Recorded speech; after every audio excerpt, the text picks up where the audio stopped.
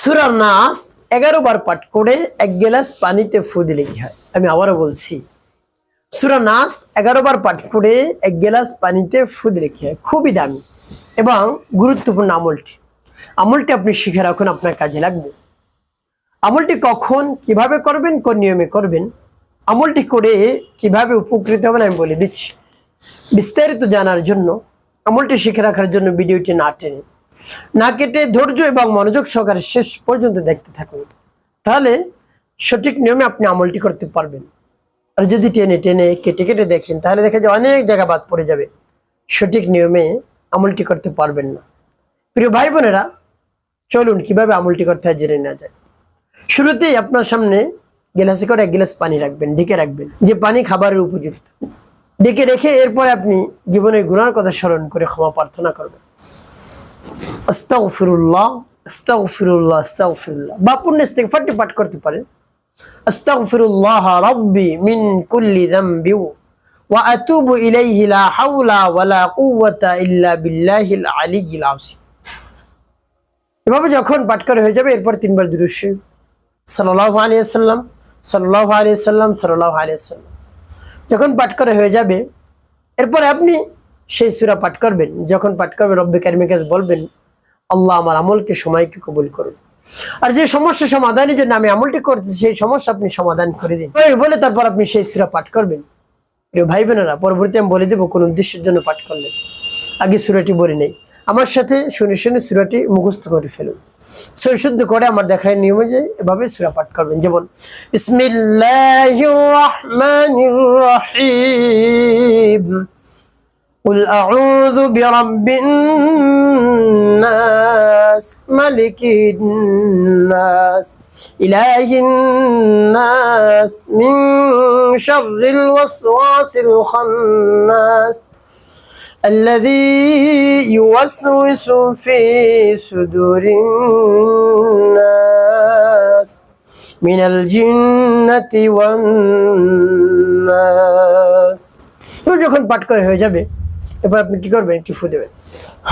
তারপর আপনি আবার পাঠ করবেন বিসমিল্লাহির রাহমানির রহিম, কুল আউযু বিরাব্বিন নাস মালিকিন নাস ইলাহিন নাস মিন শাররিল ওয়াসওয়াসিল খান্নাস الذي يوسوس في صدور الناس من الجنة والناس। পাঠ করে সবাই একটু ফুটে তারপর আপনি মনে দরদ নিয়ে আবার পাঠ করবেন বিসমিল্লাহির রাহমানির রহিম, قل أعوذ برب الناس ملك الناس إله الناس من شر الوسواس الخناس الذي يوسوس في صدور الناس من الجنة والناس। পাঠ করে সবাই। প্রিয় ভাই বোন, কতবার গুনি গুনি আপনি 11 বার পাঠ করবেন, 11টি ফু দিবেন। শেষে নবীজি সাল্লাল্লাহু আলাইহি ওয়াসাল্লাম মুহাব্বত ভালোবাসা নিয়ে আপনি 7 বার দুরূদ ইব্রাহিম পাঠ করবেন গুনি গুনি, একবারে যেন কম না হয়। আল্লাহুম্মা সাল্লি আলা মুহাম্মাদিন ওয়া আলা আলি মুহাম্মাদ কামা সাল্লাইতা আলা ইব্রাহিম ওয়া আলা আলি ইব্রাহিম ইন্নাকা হামিদুম মাজিদ। আল্লাহুম্মা বারিক আলা মুহাম্মাদিন ওয়া আলা আলি মুহাম্মাদ কামা বারাকতা على إبراهيم وعلى آل إبراهيم إنك حميد مجيد. اللهم صل على محمد وعلى آل محمد كما صليت على إبراهيم وعلى آل إبراهيم إنك حميد مجيد.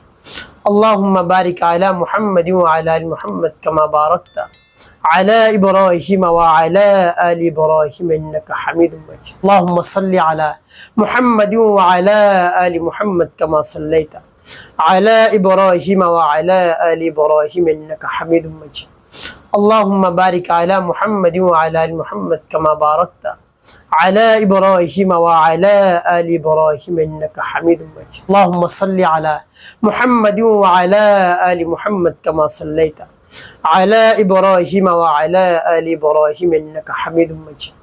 আল্লাহুম্মা বারিক আলা মুহাম্মাদি ওয়া আলা আলি মুহাম্মাদ কামা বারাকতা আলা ইব্রাহিম ওয়া আলা আলি ইব্রাহিম ইন্নাকা হামিদুম মাজিদ।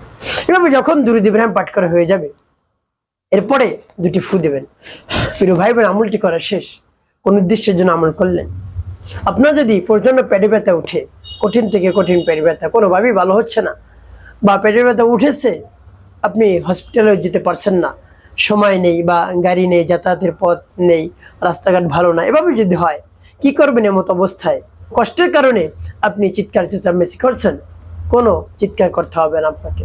রব্বে কারিমের উপর পরিপূর্ণ বিশ্বাস নিয়ে, আস্থা নিয়ে এভাবে সূরা পাঠ করে পানিতে ফু দিয়ে সেই পানি আপনি পান করুন, দেখবেন সাথে সাথে পেটে ব্যথা ভালো হয়ে যাবে ইনশাআল্লাহ। প্রিয় ভাই বোনেরা, এভাবে আমলটি যদি আপনি করতে পারেন, আপনাকে আর ডাক্তারের কাছে যেতে হবে না। এভাবে আমল করে আপনার বাসা বাড়িতে যে মানুষগুলো রয়েছে, তাদের যদি এই সমস্যা হয়, তাদেরকেও পান করাতে পারেন, বা পাড়া প্রতিবেশী যারা রয়েছে, আত্মীয় স্বজন যারা রয়েছে, এভাবে আপনি পানি পড়ে তাদেরকে দিতে পারেন, তারাও খেতে পারবে। একটি কাজ আপনাকে করতে হবে, 5 ওয়াক্ত নামাজ আদায় করতে হবে, মানুষের কল্যাণে খেদমতে কাজ করবেন, অবশ্যই আপনার জীবন সুখময় হবে, শান্তিপূর্ণ হবে ইনশাআল্লাহ।